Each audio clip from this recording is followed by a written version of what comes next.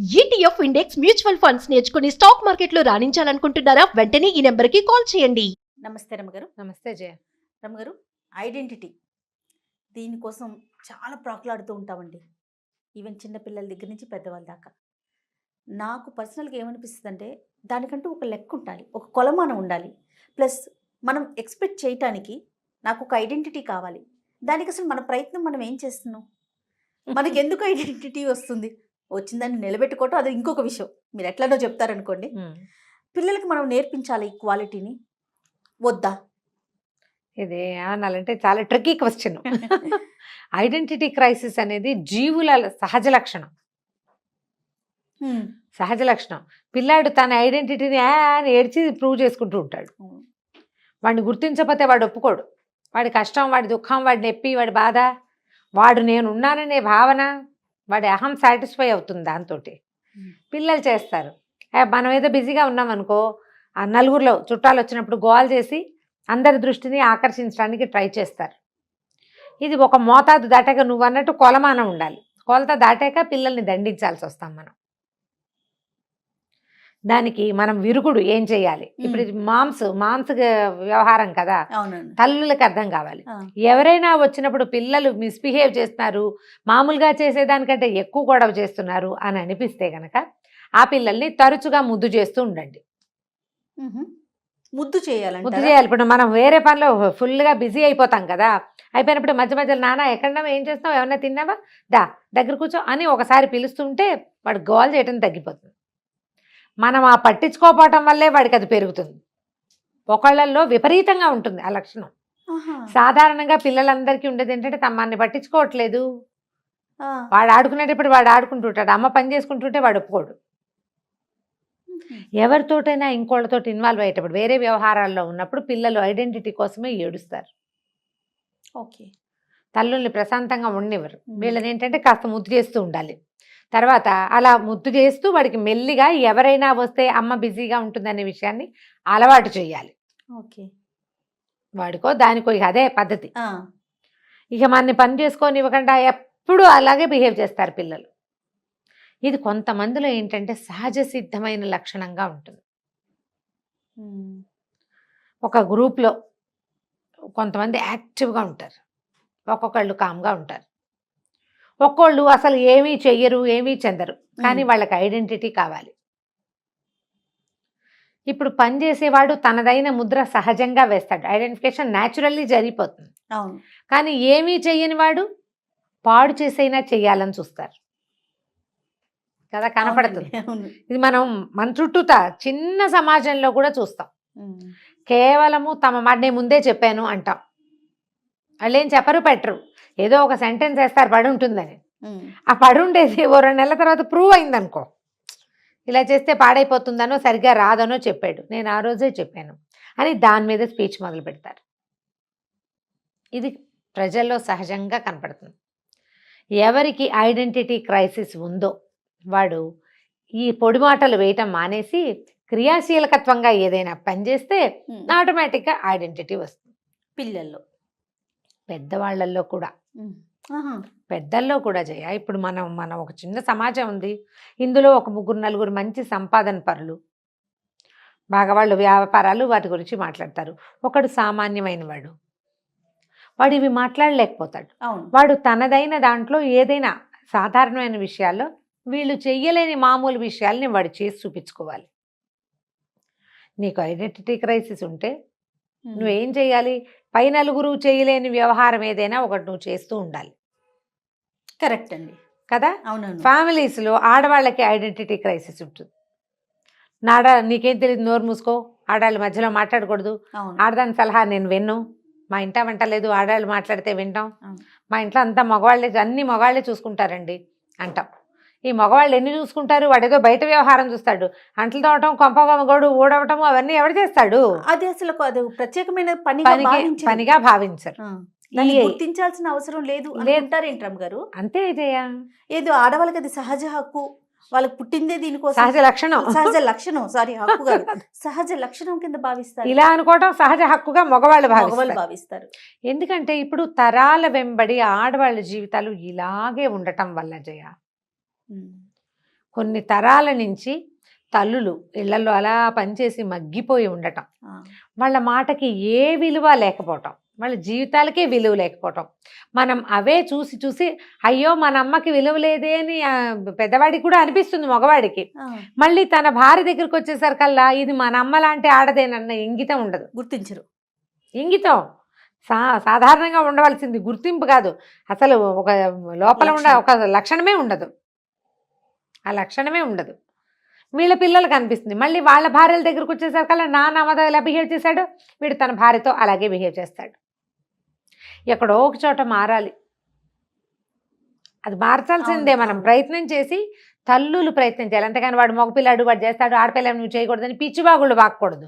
ఇప్పుడు కూడా అలాగే వాళ్ళే ఉన్నారు. ఇప్పుడు తను బాధపడుతున్నా కూడా వచ్చే అమ్మాయికి కొంచెం రెస్పెక్ట్ ఇవ్వటం అనేది తల్లే కదా నేర్పించాలి. అవును, ఇలా చేయకూడదు అని పిల్లలకి చెప్పరు. పోనీ తన కూతురుని వదిలిపెట్టిన కోడల దగ్గరకు వచ్చేసరికల్లా ఆ అమ్మాయి కంట్రోల్డ్గా ఉండాలని, ఆ అమ్మాయి కంట్రోల్లో ఉండాలని, కొడుకు మాట భర్త మాట వినాలని, గౌరవించాలని, మా ఇంట వంట లేదని ఇలా పిచ్చి మాటలు. ఇవన్నీ ఏంటంటే మనమే ఈ ఐడెంటిటీ లేకపోవటాన్ని ఒప్పేసుకుంటున్నాం. ఇది కూడా ఒక రీజనే. మనం ఒప్పుకుంటాం. ఎప్పుడో ఒకసారి పాము పడగలేపినట్టు ఒకసారి మన అహంకారం లేస్తుంది కాస్త. మన చుట్టుపక్కల ఉన్న వాళ్ళు తలా ఒక దెబ్బ వేసి కిందకి దోసేస్తారు మళ్ళీ మనని. జరిగిపోతుంది కదా, చాలా సహజంగా జరిగిపోతుంది. మనకి ఐడెంటిటీ కావాలంటే మగవాళ్ళని వదిలేయండి, వాళ్ళకి చెప్పటం లేదు. నీ పంధాలో ఇతరులు నిన్ను వేలు పెట్టి చూపించలేనంత స్ట్రాంగ్గా అవ్వాలి నువ్వు. ఈ నువ్వు అనేది ప్రతిదీ, చిన్న పిల్ల దగ్గర నుంచి పెద్దవాళ్ళ దాకా ప్రతి వ్యక్తిది ఈ లక్షణంగా ఉండాలి. ఇప్పుడు ప్రతి వాళ్ళు అదేదో చేసేయలేరు కదమ్మా. అదే కల్పనా చౌదరి లాగా ఎక్కడికి వెళ్తాం మనం? కల్పనా చావ్లా లాగా అక్కడెక్కడికో వెళ్ళిపోలేము, ఇంకేదో చౌదరి లాగా ఇంకేమీ చేసేయలేము. మనం మన పరిధిలో ఇంట్లో ఉంటాం, ఇంటి పని, పిల్లల్ని చూస్తాం, పిల్లల పని అని నేనే చేసుకుంటానండి అని చెప్తుంటారు కొంతమంది. ఏమిటి వాళ్ళ ఇంట్లో కరెంటు బిల్లు కట్టడం, వాళ్ళ ఇంట్లో వ్యవహారాలు చుట్టడం, వాళ్ళ పిల్లల్ని స్కూల్లో దింపి తెచ్చుకోవటం అని దేశానికి ఏం ఉద్ధరిస్తున్నావు నువ్వు? ఇంటినే కదా నేనే చూసుకుంటా, అన్ని నేనే చూసుకుంటా, మా ఇంట్లో నాకెవ్వరు ఎవ్వరు చూడరమ్మా. మన బతుకు మనమే మోసుకోవాలి. ఎవరైనా కొంతమంది చూసి పెడతారు, అమ్మలు, చెల్లెళ్ళు, కజిన్స్, బాగా మోసేవాళ్ళు, అత్తగారులు, ఆడపడుచులు చేసి పెట్టేవాళ్ళు కొంతమందికే ఉంటారు. అసలు ఇప్పుడు సమాజంలో వాళ్ళు లేరు, చాలా తక్కువ. ఎవరికి నలుగురేసి ఆడపడుచులు ఉంటున్నారు జయ? లేదు కదా. ఉంటే దాని ఎవరి జీవితాలు వాళ్ళకు ఉండట్లా, అందరిది పరుగే కదా. నీకు ఐడెంటిటీ క్రైసిస్, నీ ఇంట్లో నీకు గుర్తింపు లేకపోతే, నీ సమాజంలో నీకు గుర్తింపు లేకపోతే గుర్తింపుని సాధించడానికి ట్రై చేయాలి. కానీ దానికోసమని కొత్త పుంతలు తొక్కకూడదు, దిగజారిపోకూడదు. ఇవి కూడా ప్రధానం. ఇది చాలా పెద్ద మాట అన్నమాట. వీళ్ళు కుంగిపోతారు, ఒత్తిడికి లోనైపోతారు. దాంతో ఎక్కడో ఒక అనకూడని మాట, ఒక చేయకూడని పని, అక్కర్లేని పోట్లాట చేసేస్తారు. మొదటున్న కాస్త గుర్తింపు కూడా పోతుంది. ఓకే, ఎప్పుడు కూడా మన ఐడెంటిటీని నిలబెట్టుకోవాలంటే ముందు మనంగా నిలబడాలి. మనంగా నిలబడాలంటే మొదట బుద్ధికి పదును పెట్టాలి. తర్వాత మన పద్ధతిని ఫోకస్డ్గా మార్చుకోవాలి. ఒంటికి బద్ధకం ఉంటే దాన్ని తగ్గించుకోవాలి. తర్వాత సమకాలీన పరిస్థితుల పట్ల అవగాహన కలిగి ఉండాలి. మన హస్బెండ్ అతను ఏదో బిహేవ్ చేస్తాడు బ్యాడ్గానో ఎట్లా కొట్లా, ఏంటి ఇతని బిహేవియర్కి కారణమని ఆలోచించండి. మీ బుద్ధికి పదును పెడితే ఇది కుదురుతుంది. అతను ఏదో చేయలేక చికాకు పడి ఈ పెళ్ళాం అనే పదార్థాన్ని గుర్తించకుండా చేస్తాడు. అతను ఏది చేయలేకపోతున్నాడో అది మీరు చేయగలరేమో చూడండి, దానికి ఆలోచించాలి, ట్రై చేయాల్సిందే, ప్రయత్నం చేయాలి. అతను చుట్టుపక్కలతో సంబంధ బాంధవ్యాలు సరిగ్గా సెట్ చేసుకోలేకపోతున్నాడు, నేను నా పద్ధతి ప్రకారం నా ఇష్టారాజ్యంగా నేను ఇలాగే అఘోరిస్తాను అనకుండా మీరు మార్చుకోండి. టైం మేనేజ్మెంట్ రాదు కొంతమంది మగవాళ్ళకి, అది మీరు ప్లాన్ చేయండి.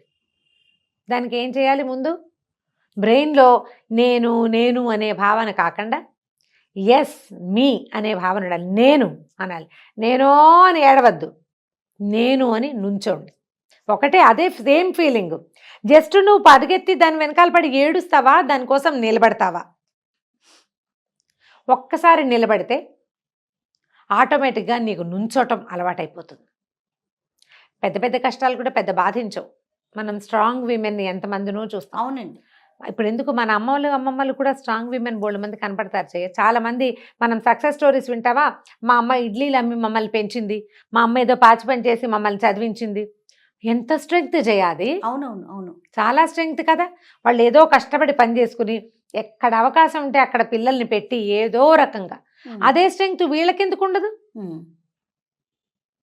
అంత స్ట్రెంగ్త్ గల తల్లిల దగ్గర పెరిగిన పిల్లలు సుకుమారంగా ఉంటే ఎట్లా? వీళ్ళు స్ట్రాంగ్గా ఉండాలి కదా. వాళ్ళని చూసి మళ్ళాటి వాళ్ళు ఆలోచించి నేర్చుకోవాలి. అవి కష్టాలు ఇవి మనకున్నవి ఏమిటి? ఇది సోది, ఈ కాస్త చిన్న కష్టాల కోసం ఇంత ఆలోచించడం ఏంటి? నాది అసలు పెద్ద కష్టమే కాదు అని నిలబడితే మీ ఐడెంటిటీని మీరు సాధించుకోగలుగుతారు. క్రైసిస్ ఉండదు ఇంకా దానికోసం. మీకు గుర్తింపు లేకపోతే దానికోసం బాధ, ఉంటే ఇక బాధ ఏముంది? అదే కదా. ఉంటే బాధ లేదు కదా. ముందు బీ స్ట్రాంగ్. పిల్లల్లో ఈ లక్షణాలు ఉంటే వాళ్ళకి ఇలా బోధించండి. ఏడవటం, మొత్తుకోవటం, ఎంతసేపు గొడవ పెట్టడం, ఎంతసేపు అల్లరి చేయటం, ఏదో ఒకటి పారబోయటం, చింపేయటం, ఇలాంటివి కాకుండా కొంచెం క్రియాశీలకంగా పిల్లలు బాగా చదువుకోవటము, క్లీన్గా ఉండటము, ఫలానా పని బాగా చేయటము, బుద్ధిగా ఉండటం, అర్లీగా పడుకోవటం, అర్లీగా లేవడం, ఇలా ఏవైనా కొన్ని క్రియలని పిల్లలకి నేర్పించండి.